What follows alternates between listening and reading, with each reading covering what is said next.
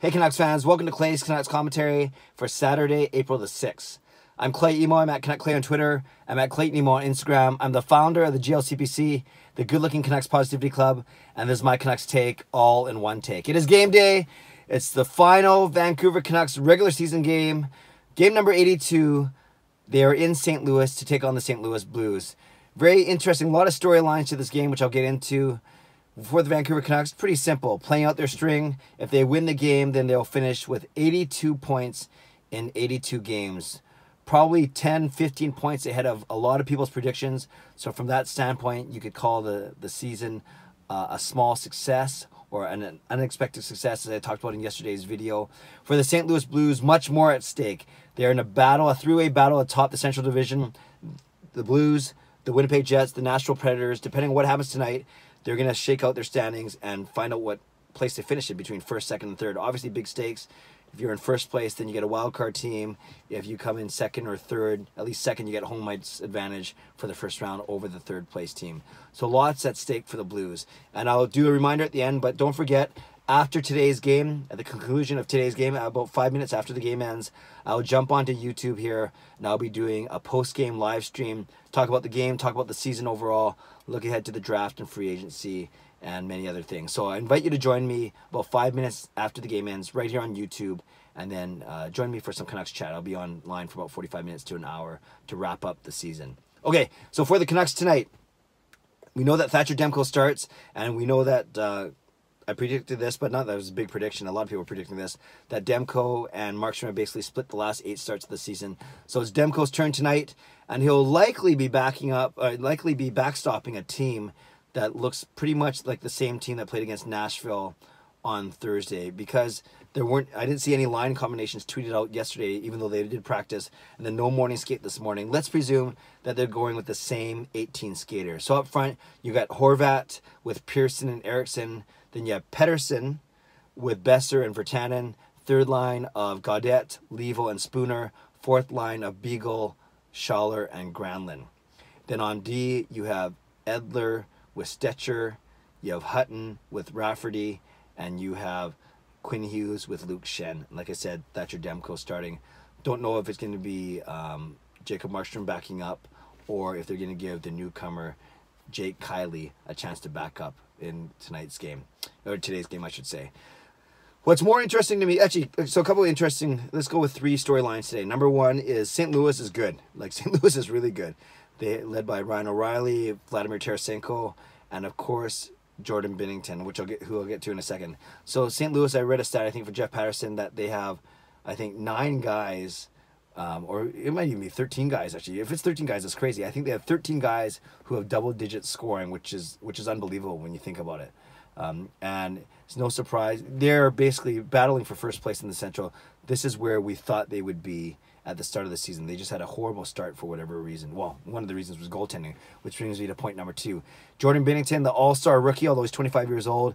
You know, there's been some talk about him making a dent in Elias Pettersson's Calder Trophy chances. I don't think that's going to happen. I think Pettersson's body of work, although it's slowed down quite a bit since the All-Star break, it's still very consistent, just under a point per game for the entire season. He's been the talk of the town, talk of the league, especially at the first 3 months of the season. So I think the Calder Trophy is still going to go to Elias Pettersson. Although Jordan Binnington had a great second half of the season. I think he's got 25 or 26 wins in his 31 games, 1.97 goals against average. Excellent stats. I'm not taking anything away from him. I love Pettersson to light him up for 3 goals today, but that's another story. Put a kind of a final exclamation mark on the Calder Trophy race. But it would be I'd say be saying the exact same thing if it was reversed. Let's say it was a Canucks goalie who played very well for the second half of the season versus a St. Louis Blues forward who was consistent for the entire season, including a hot start. I would say the same thing. I would give it to the forward who played the entire season, and then, although recognizing the goalie's great accomplishments, obviously. I say that because, you know, I don't want to come across as overly biased or unobjective. I truly think that Elias Pettersson will win. It'd be nice considering that Brock Besser was in the running until he got injured in early March last year. Matthew Barzal, obviously a worthy recipient of the Calder last year. So that's a storyline number 2. Storyline number 1 is how good and how much the St. Louis Blues can score. Storyline number 2 is we're seeing basically 2 possibly the Calder Trophy finalists. You could argue for Rasmus Dahlin or Miro Heiskanen, but maybe two of the Calder Trophy finalists here tonight, Pettersson and Binnington, but I hope Pettersson gets the best of them. And number 3, I think the biggest one that we're going to be talking about going forward is this is the last game, whether Canucks are dressed for it or not. This is the last Canucks game for many players. There's about 10 or 11 UFAs, RFAs. Actually, there's only one UFA. I think it's, no, I think there's a couple of UFAs, I should say, on the back end, and then most of them are RFAs. So up front, we know that these guys need new contracts, but we know that all of them won't be back. Brock Besser, obviously he'll be back. Josh Levo, I think he'll be back. Tyler Mott, 50-50. And then Marcus Granlund and Nikolai Goudobin. Those 5 forwards, I think Goudobin and Granlund are as good as gone. Besser, like I said, is good, obviously, and I think Levo will stay, and then Mott is 50-50. Then on the back end, lots of RFAs, a couple of UFAs. I think UFAs are Edler and Schenn. We've talked about Edler. Who knows which way it's going to go. We think he's going to come back. Schenn would likely come back as a 6th, 7th, or 8th defenseman, maybe give us some depth. And then you have a bunch of RFAs. You got the 2 college guys, Tevez and Rafferty. I'm sure they'll be re-signed and starting the season in Utica unless one of them blows the socks off of management and coaching staff in training camp. And then you have Ben Hutton, who's an RFA, and you have Derek Pouliot, who's an RFA.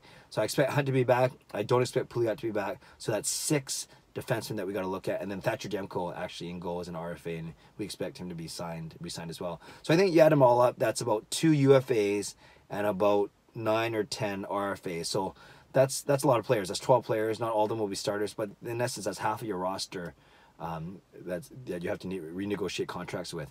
So it's going to be a very interesting offseason, to say the least, between those contracts, between the draft lottery on Tuesday, between the actual draft itself, June 21, June 22nd. June 22nd is my birthday. Happy birthday to me. Thank you. 2 months from now, but thanks for the early greeting.